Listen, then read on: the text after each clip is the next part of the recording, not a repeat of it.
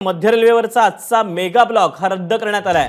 वासींमध्ये झालेल्या तांत्रिक बिघाडानंतर mega block रद्द झाल्याचं समजते। सकाळी 10:46 वाजून ते 2:30 वाजेपर्यंत हा मेगा ब्लॉक घेण्यात येणार होता, परंतु वासीन आणि त्या दरम्यान आडगावच्या दरम्यान जो तांत्रिक बिघाड झालेला होता त्यानंतर आता आजचा मेगा ब्लॉक रद्द झाल्याची माहिती हाती येते।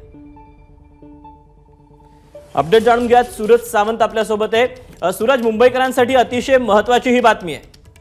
दीपक, नक्कीच आज सुट्टीचा दिवस रविवार जरी असला तरी मुसळधार पावसाचा जो अंदाज आहे तो हवामान खात्याकडनं यापूर्वीच देण्यात आला होता।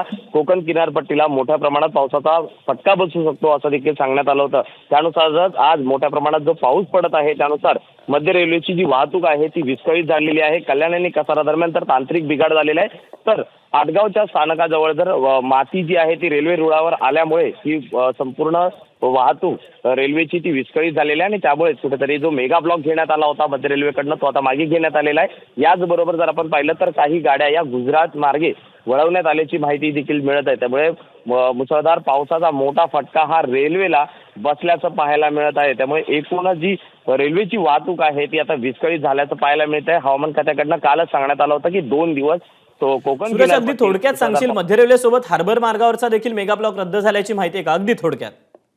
हार्बरच्या ठिकाणी देखील काही ठिकाणी पाणीचं जे प्रमाण आहे ते वाढलेलं आहे, त्यामुळे जी वाहतूक आहे ही धीम्या गतीने असल्याची आतापर्यंत माहिती मिळत आहे।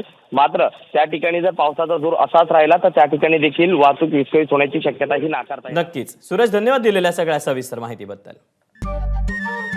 नमस्कार। मन सुद्धा तुझं। ही एबीपी माझावरची वेगळीच मालिका खूप गाजली। हिचा दुसरा सीझन केव्हा येणार अशी अनेकदा विचारणा झाली, पण आता प्रतीक्षा संपली। लवकरच येतोय सीझन 2। मन शुद्ध तुझं होई मन शुद्ध तुझं।